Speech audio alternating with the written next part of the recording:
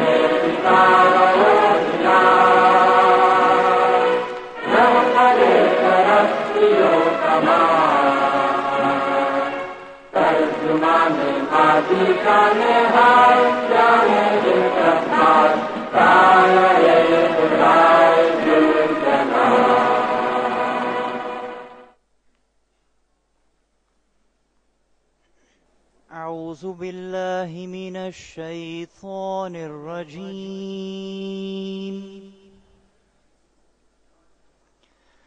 بسم الله الرحمن الرحيم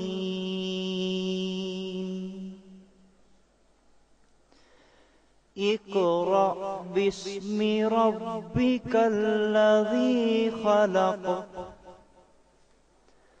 خلق الإنسان من علق اقرأ وربك الأكرم اقرأ باسم ربك الذي خلق خلق الإنسان من علق اقرأ وربك الأكرم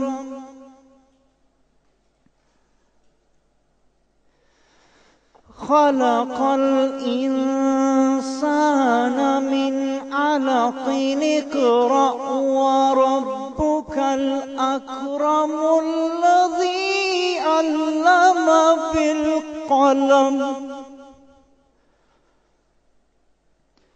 علم الإنسان ما لم يعلم صدق الله العظيم.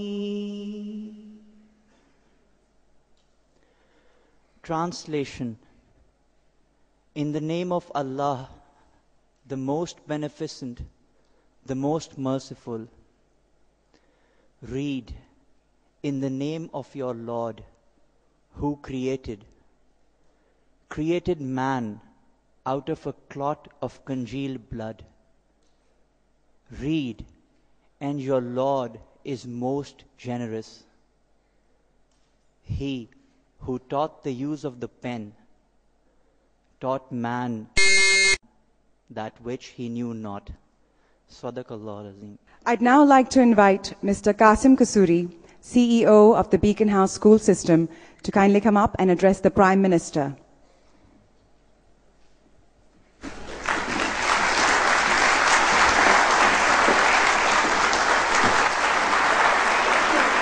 Honorable Prime Minister of Pakistan, Syed Yousaf Raza Gilani, Mrs. Nasreen Kasuri, Chairperson, Beaconhouse, Mr. Khurshid Kasuri, Chairman, BPS, distinguished speakers and heads of schools, ladies and gentlemen, Assalamu alaikum and a very good evening to you.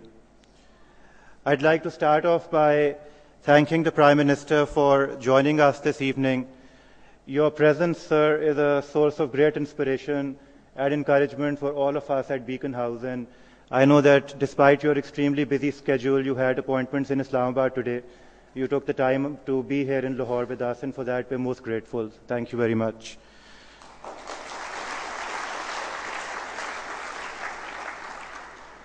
More importantly, your presence here shows to us that you are completely committed to the cause of education in Pakistan, and that's something which is, of course, sorely needed and something that we've been discussing at this particular forum. I'll just take a couple of minutes to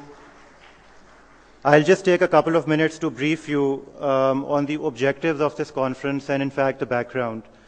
The conference is or has been organized on the occasion of the 35th anniversary of Beaconhouse. 5 years ago, in 2005, we had also organized a similar conference which was called the School of Tomorrow. And this is a continuation of the same, if you may, the same vision, because what we believe is that the School of Tomorrow is something, it's an aspirational idea. I don't think one can ever say that we have reached that point.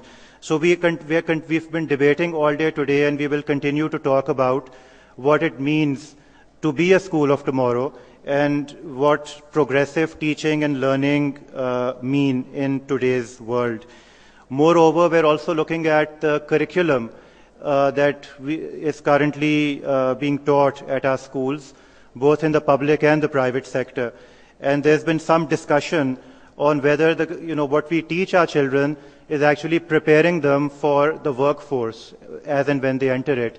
The irony is, in most cases, and when I say this, I speak both for public as well as private schools, that often we're 2 steps behind of what is happening even today.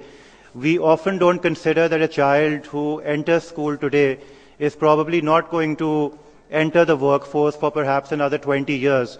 So are we teaching our children what they require, the life skills that they require to equip them to be successful or successful members of society? So these are some of the issues that this conference has been looking at. There are 4 main themes of the conference, and I will just tell you very quickly without delving into too much detail. Number 1, we are looking at early childhood development. It's now universally acknowledged that this is perhaps the most important stage of a child's life.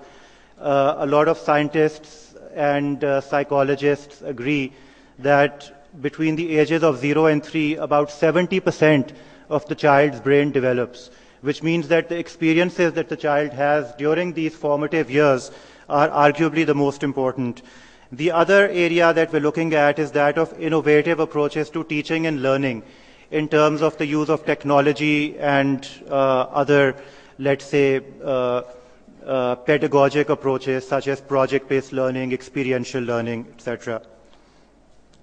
The third area that we're looking at is about the role of the school head, the aspect of educational leadership. There's been a debate about whether the school head should be an academic person or should be a business manager, because with schools becoming more and more complex, the requirements that are placed on a school head have also become extremely complex, and they're required to manage a number of activities which perhaps earlier on they were not accustomed to. And the fourth area, of course, that we're looking at is that of professional development of teachers. And we're also questioning whether traditional methods of teacher training actually yield the kind of dividends that we all hope and expect.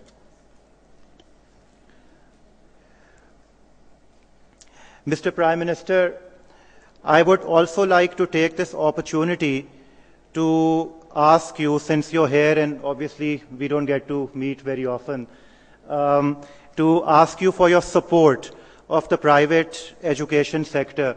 I'm sure you'll agree that the private sector has played quite a major role in the development of Pakistan. Of course, the public sector has played its role, but you probably know better than I that in the Punjab only, almost 40% of students attend private schools. And when I say private schools, I'm not necessarily just talking of expensive private schools, but even a school that is charging 200 or 500 rupees a month. So in that sense, the private sector has played quite an important role. The reason I bring this up is that often the vibes that we get from government are not very encouraging. And I'm of course not talking necessarily of the federal government, but as you know, Beaconhouse operates in all 4 provinces of Pakistan. So there is often we often get the sense that we are working against the government or against the public sector, and there is a sense of, perhaps animosity. And I just want to take this opportunity to assure you that we want to do everything, and we are happy to do everything that we can to work with the public sector. And in fact, you will be pleased to know that at this gathering today, we have gone to great lengths to invite maximum participation from the public sector. So the people you see here today are not just people from Beaconhouse, but they are people who represent other private schools as well as some public sector organizations. We have in the past worked with government. On many occasions, we've provided our assistance in areas such as teacher training, and we continue to do so. Members or people from Beaconhouse serve on various government committees, and we want to play our role. But all we're asking for is that, well, I guess we're asking for a little bit of appreciation, because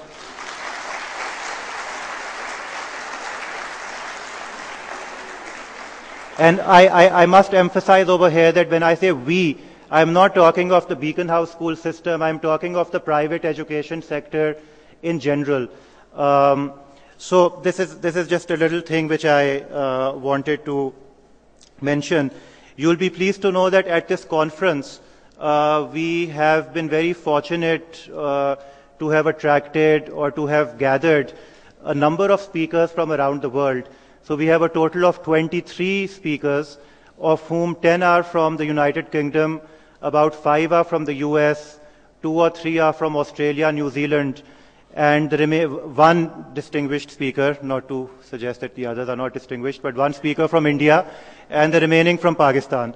So it's a truly international gathering, and it's been a great learning experience for all of us. There's been a lot of cross-fertilization of ideas, and I'm sure that everybody present here has benefited from the day's proceedings and will hopefully do so tomorrow as well. So with that, Mr. Prime Minister, I think my 10 minutes are up. I'd like to once again thank you for being here with us, and I want to assure you of every support that you may expect from Beaconhouse. Thank you very much.